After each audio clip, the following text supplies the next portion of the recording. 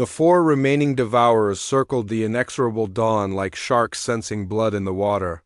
Their forms flickered between dimensions, creating visual distortions that made even the ship's advanced sensors struggle to maintain target locks. Commander Zix watched in growing horror as his most sophisticated weapons proved useless against creatures that existed partially outside normal space. Jake Morrison stood at the bridge's main viewport, studying the attacking predators with the calm attention of a chess master planning his final moves. His weathered hand rested on his revolver's grip, and the alien crew noticed that despite the chaos around them, his breathing remained steady and controlled. "Human," Commander Zix said urgently, "we must retreat to minimum safe distance and call for reinforcements.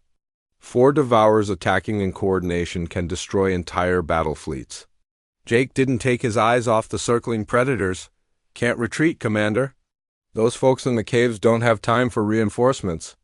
Devourers are smart, they know rescue's coming. They'll finish their hunt quick now." A massive impact shook the ship as one of the creatures raked its claws across the hull.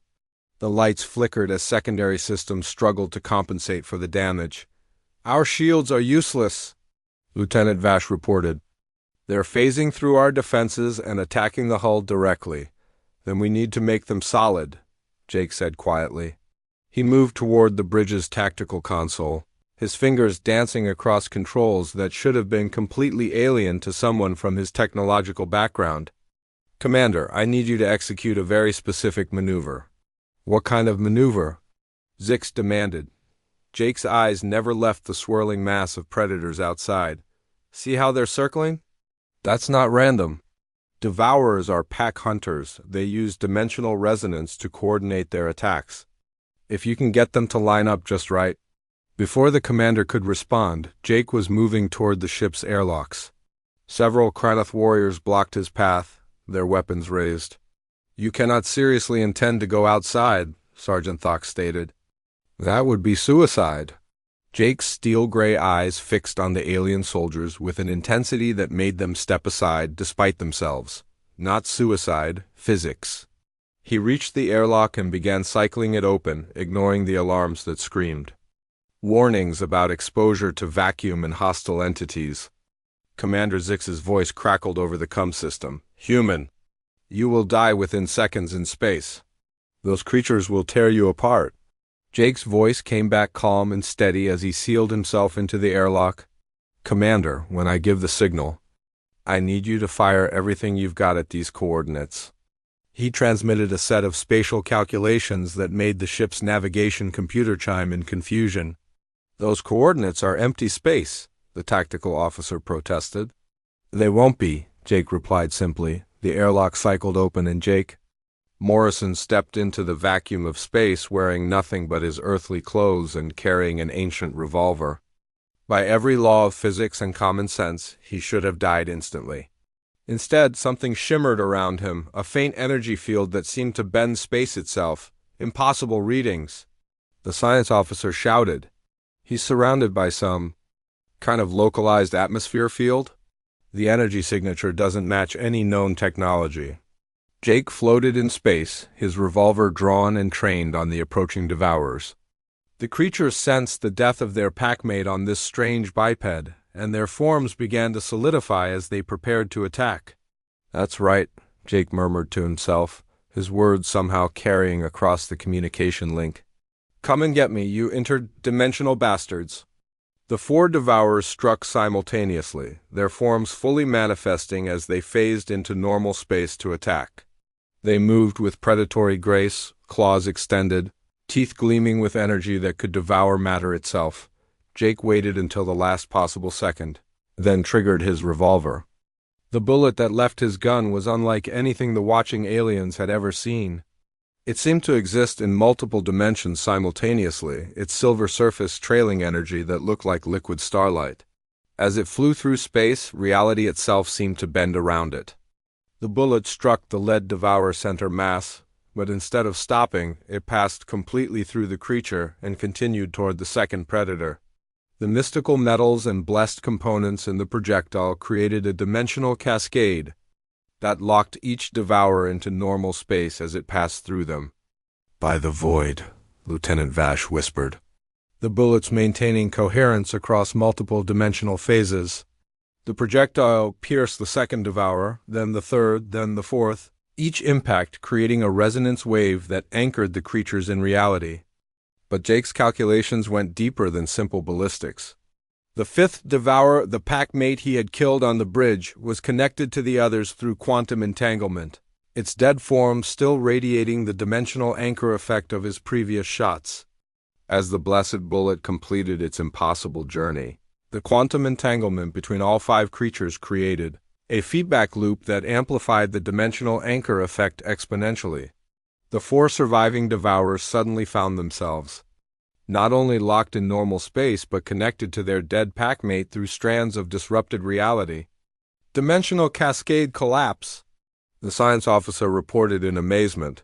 All five entities are becoming locked in the same quantum state. Their phase abilities are completely neutralized. The four devourers thrashed wildly as they found themselves unable to return to their natural dimensional state. Jake's single bullet had created a chain reaction that affected not just the creatures it passed through, but every member of their connected pack. Commander Zix finally understood. You didn't just shoot four creatures. You shot their entire dimensional matrix. Jake was already moving, using micro-thrusters that seemed to be built into his seemingly primitive equipment.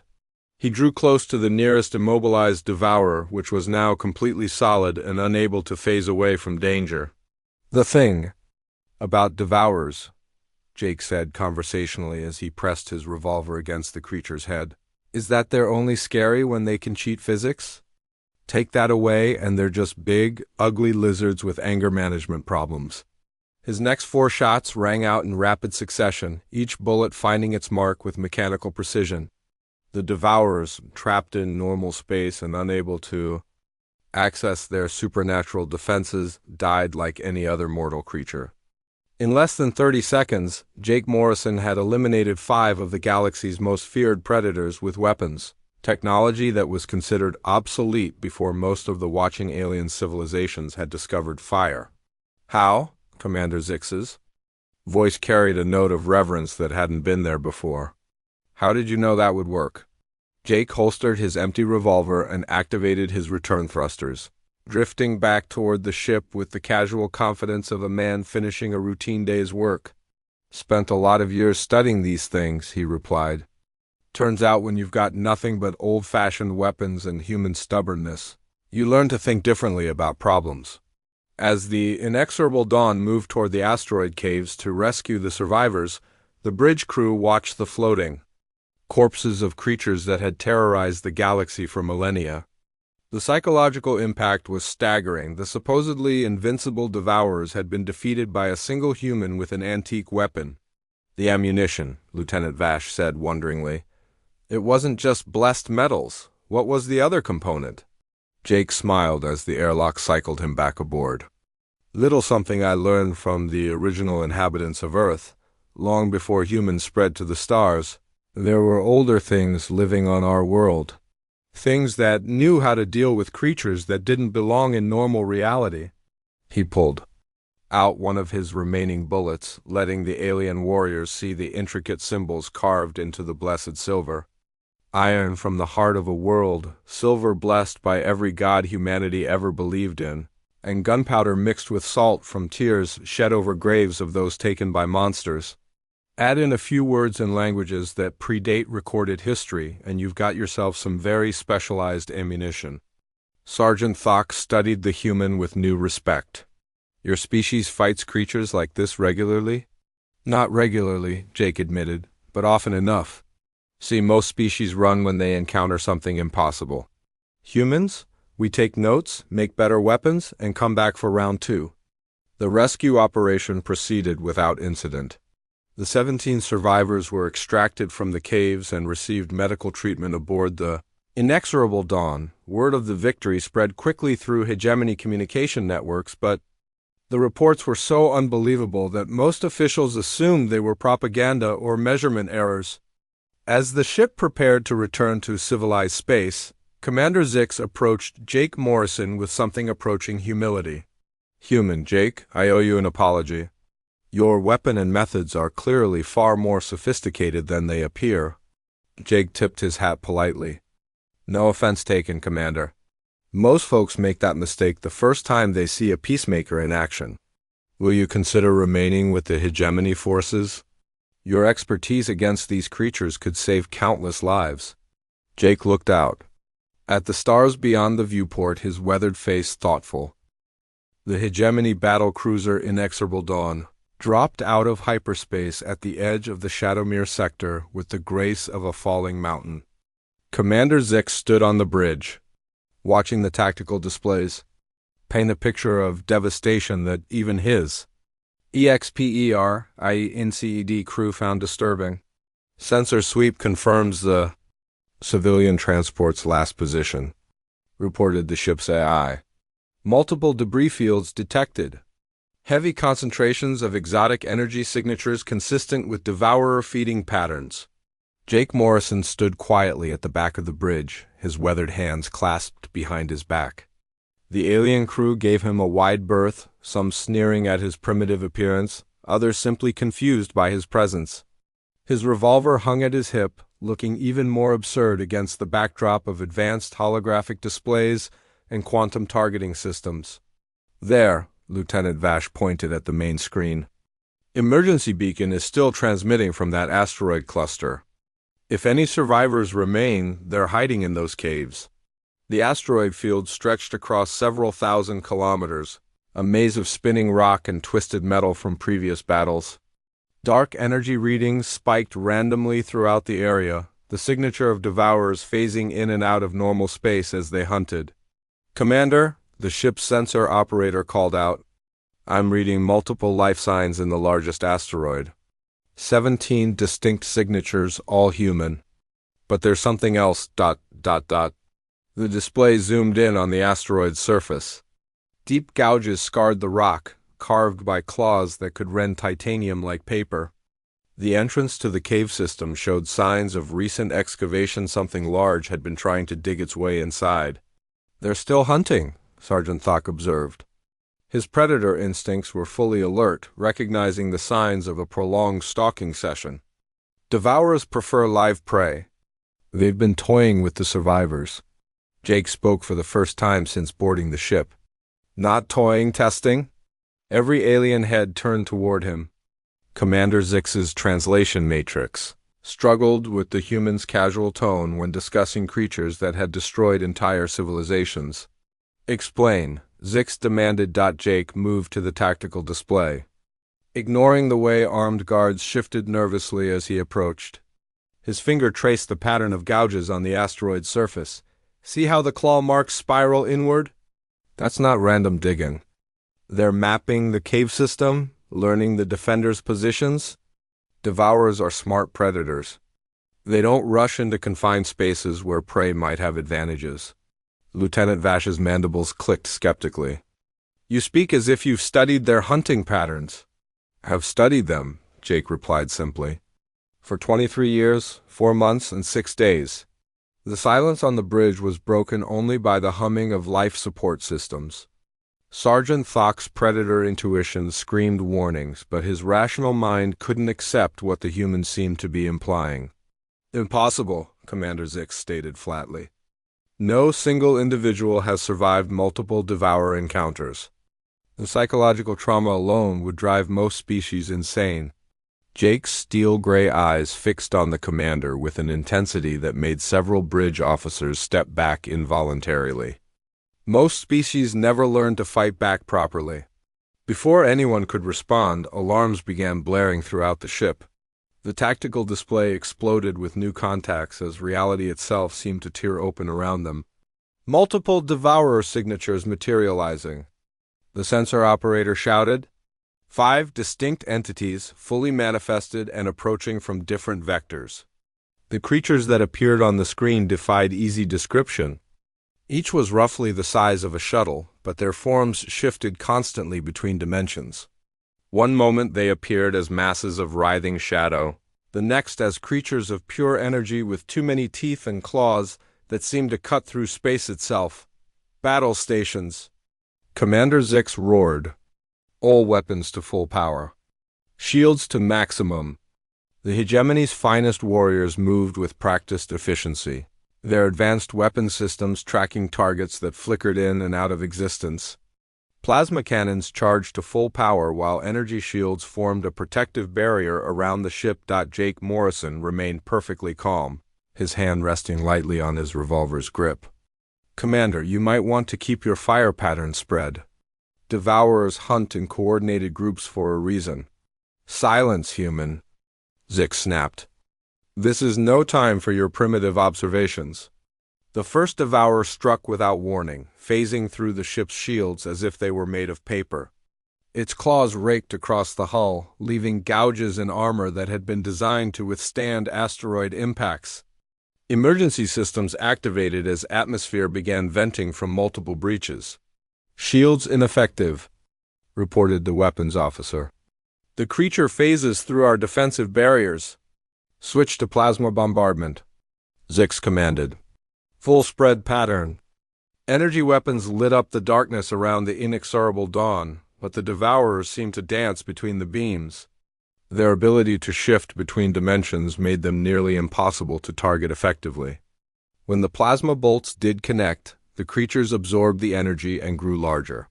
They're feeding on our weapons fire, Lieutenant Vash shouted in disbelief. A second devourer materialized directly on the bridge, its massive form blocking out the stars.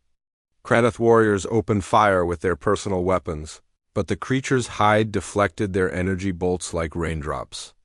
Its mouth opened to reveal rows of teeth that seemed to exist in several dimensions simultaneously. Jake Morrison moved faster than anyone expected from a man his age.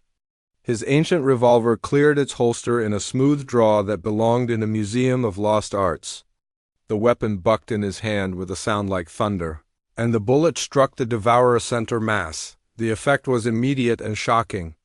The creature shrieked in frequencies that made the ship's hull ring like a bell, its form suddenly locked into normal space.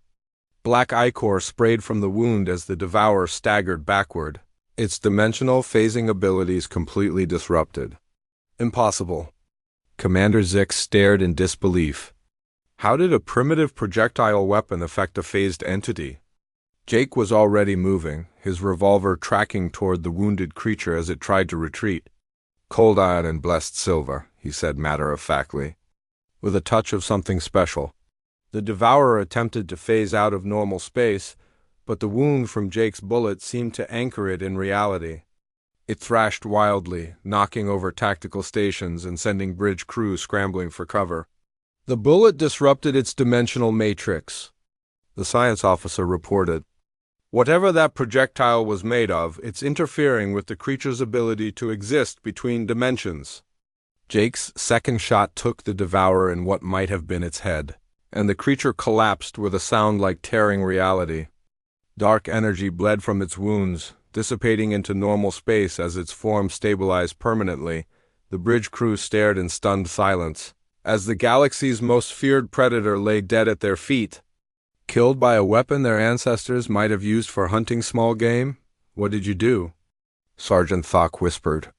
His predator instincts were screaming confusion. Nothing in his experience had prepared him to witness a creature of living nightmare. Felled by antique technology. Jake calmly ejected the spent shells from his revolver, the brass cases ringing against the deck plates. Did what needed doing? But how? Lieutenant Vash demanded. Our most advanced weapons barely scratch them. Sometimes the old ways are the best ways, Jake replied, reloading his weapon with practiced efficiency.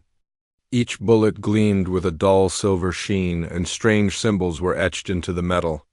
Your energy weapons exist mostly in normal space. Devourers laugh at normal space. He held up one of the bullets, letting the bridge lights play across its surface. This here's different.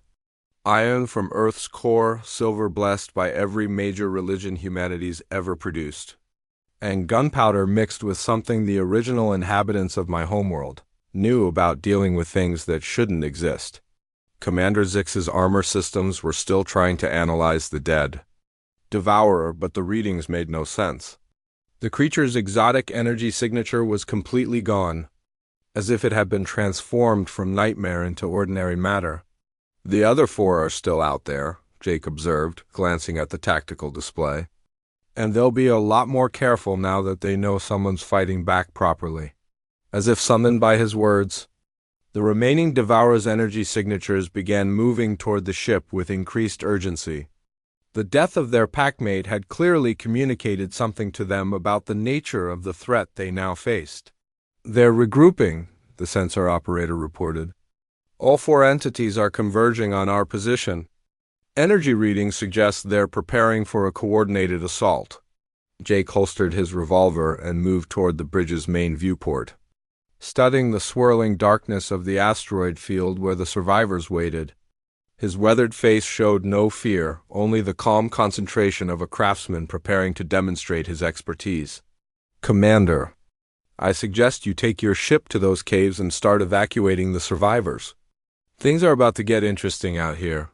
You cannot seriously intend to fight 4 Devourers alone with that antique weapon," Zix protested. Jake smiled. And for the first time since meeting him, the alien warriors caught a glimpse of something in his eyes that The cantina on Station Zarian buzzed with the usual mix of alien voices, each species trying to outboast the others about their latest conquests. Commander Zix of the Hegemony Fleet adjusted his ceremonial armor and sneered at the human sitting alone in the corner booth. The old man wore strange clothing, leather pants, a wide-brimmed hat, and boots that clicked against the metal floor when he moved. Most ridiculous of all was the ancient weapon strapped to his hip. "Look at that primitive," Zix muttered to his squad of elite Kranoth warriors. "The humans still cling to their obsolete projectile weapons, while we carry plasma rifles that can punch through starship hulls." The Kranoth soldiers chittered in amusement, their insectoid mandibles clicking as they observed the lone human. Each of them stood nearly 8 feet tall, their exoskeletons gleaming with integrated weapon systems and energy shields. They were the finest soldiers the Galactic Council had ever produced. Veterans of 100 campaigns against the most dangerous predator species in known space. "Should we inform him that his weapon is 3 centuries out of date?" asked Lieutenant Vash, the squad's demolitions expert. Her plasma cannon hummed with barely contained energy. The old human seemed to hear them despite the noise in the cantina. He slowly turned his weathered face toward their table, tipping his hat politely. His eyes were the color of steel, calm and steady, despite being outnumbered 6-1 by the galaxy's most feared warriors. "Gentlemen, ladies," he said in heavily accented standard. His voice carried across the room despite its quiet tone. "Name's Jake Morrison. Couldn't help but notice you admiring my iron." Commander Zix burst into laughter, his vocal cords producing a sound like grinding metal. "Iron? You call that ancient relic iron? My ancestors fought with more advanced weapons than that antique." Jake's weathered hand moved slowly to rest on the grip of his revolver. The weapon was clearly old, its metal worn smooth by countless draws and reholsters. Strange symbols were carved into the grips, and the barrel showed signs of extensive use. "This here's a Colt Peacemaker," Jake said conversationally. "Made it myself from earth steel and blessed gunpowder. Been with me for 40 years across 12 star systems." The aliens exchanged glances of disbelief. Sergeant Thok, whose species had evolved from apex predators, leaned forward with interest. "You expect us to believe that primitive weapon has seen 12 star systems of combat?" "Not expecting anything," Jake replied, taking a slow sip from his drink. "Just stating facts." Commander Zix's patience finally snapped. He stood to his full height of 9 feet, his armor systems automatically scanning the human for threats. The readings showed no energy weapons, no plasma charges, no molecular disruptors. Just the ancient chemical projectile weapon and whatever primitive ammunition it contained. "Human, you dishonor real warriors by pretending that toy is a weapon. In 3 days, we depart for the Shadowmere sector to hunt the most dangerous predator species in the galaxy. The Devourers have killed entire hegemony battle fleets. They move faster than thought and strike from dimensions we can barely detect. Your ancestors' museum piece wouldn't even scratch their hide." Jake nodded thoughtfully, apparently unbothered by the insult. "Shadowmere, you say?" That's Devourer territory, all right. Nasty critters. Lost a lot of good folks to them over the years. Lost? Lieutenant Vash's translator struggled with the human's casual tone. You speak as if you've encountered them before. More than encountered, Jake said quietly. Been hunting them for the better part of 2 decades. The silence that fell over their corner of the cantina was thick enough to cut. Even other patrons had stopped their conversations to listen. The idea of a single human armed with an antique weapon, hunting the galaxy's most feared predators was beyond absurd. Commander Zix's armor registered a sudden spike in adrenaline among his squad. Despite their mockery, they were experienced enough to recognize something in the old human's tone that set their instincts on edge. Impossible, Zix declared. The Devourers exist partially outside normal space. They can phase through most matter and energy. Our plasma weapons can only damage them when they fully materialize to attack. Even then, their regeneration capabilities require sustained fire from multiple heavy weapons to ensure a kill. Jake's fingers drummed slowly against the grip of his revolver. That's where most folks go wrong. They think bigger means better. More energy, more firepower, more technology. But sometimes the old ways work best. Explain, Sergeant Thok demanded. His predator instincts were fully alert now, sensing something dangerous about the calm human despite his primitive appearance. Jake smiled, revealing teeth stained by years of strong coffee and stronger liquor. Well, now that would be telling. But I'll say this much: Devourers might be partially phased, but they're still matter. And matter responds to the right kind of persuasion, no matter what dimension it's hiding in. Commander Zix's patience reached its limit. He activated his suit's threat assessment protocols, analyzing every aspect of the human's equipment. The readings confirmed what his eyes told him: primitive chemical projectile weapon, approximately 6 shots maximum capacity, crude iron projectiles with no energy enhancement. Enough games, human. Your delusions of adequacy are becoming tiresome. That antique couldn't penetrate the hide of a space rat, much less damage a devourer. Jake finished his drink and stood slowly, his movement economical and precise. Despite being dwarfed by the alien warriors, his presence somehow seemed to fill the space around him. Tell you what, Commander. Your mission to Shadowmere mind if I tag along? Been meaning to visit that sector anyway. Got some unfinished business with the local wildlife. The Kranoth warriors exchanged glances of disbelief. Lieutenant Vash's mandibles clicked in amusement. You want to accompany a hegemony strike force with that museum piece? Don't see why not, Jake replied. Assuming you don't mind me lending a hand when things get rough. Commander Zix's vocal cords produced something between a laugh and a roar. Human, you will be dead within minutes of encountering our first devourer. Your primitive weapon will be useless, and we will be forced to waste ammunition covering your retreat. Jake tipped his hat again, his steel-gray eyes never leaving the commander's face. Well, I appreciate the concern, but I've been taking care of myself for quite some time now. The standoff was interrupted by an urgent communication through Commander Zix's neural implant. His expression darkened as he received the message. What is it? Sergeant Thok asked. Priority alert from Hegemony Command. A civilian transport was attacked at the edge of Shadowmere space 3 hours ago. Survivors report at least 5 devourers working in coordination. The transport's military escort was completely destroyed. The mood in the cantina shifted instantly. Coordinated devourer attacks were rare and devastating. Most encounters involved single predators hunting alone. A pack of 5 represented a threat level that could overwhelm even heavily armed military vessels. Survivors? Lieutenant Vash asked. 17 out of over 300 passengers and crew. The transport's emergency beacon is still broadcasting, but rescue ships refuse to enter the sector. Command is moving up our deployment timeline. Jake Morrison continued to stand calmly beside their table, apparently unaffected by the news that would have sent most civilians fleeing in terror. 17 survivors in Devourer territory won't last long, he observed quietly. Those things can track living beings across light years once they catch a scent. Commander Zix studied the old human with growing confusion. His casualness about creatures that terrified entire star systems was either the result of complete ignorance or something far more dangerous: human. If you truly wish to accompany us, you may serve as an observer. But when combat begins, you will remain safely behind our defensive perimeter.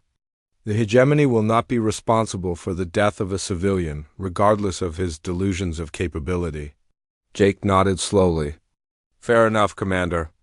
Though you might want to keep that perimeter flexible. Devourers don't much care about formations and defensive positions. As the Kranath warriors began discussing tactical preparations, none of them noticed the subtle way Jake's hand never strayed far from his revolver, or how his eyes constantly swept the cantina with the practiced gaze of someone who had survived far longer than he had any right to expect. The hegemony's finest were about to learn that human ingenuity often wore humble clothes and carried simple tools, and in the darkness of the Shadowmere sector, they would discover that sometimes the most primitive weapon in the right hands could achieve what all their advanced technology could not. But first, they had to survive long enough to see it happen. The transport to their battle cruiser arrived within the hour, and Jake Morrison climbed aboard with the easy confidence of a man boarding a local bus rather than embarking on one of the most dangerous missions in hegemony, space. His ancient weapon remained at his side, mocked by aliens who had never learned that Earth's children possessed a talent for making the impossible look routine. The hunt was about to begin.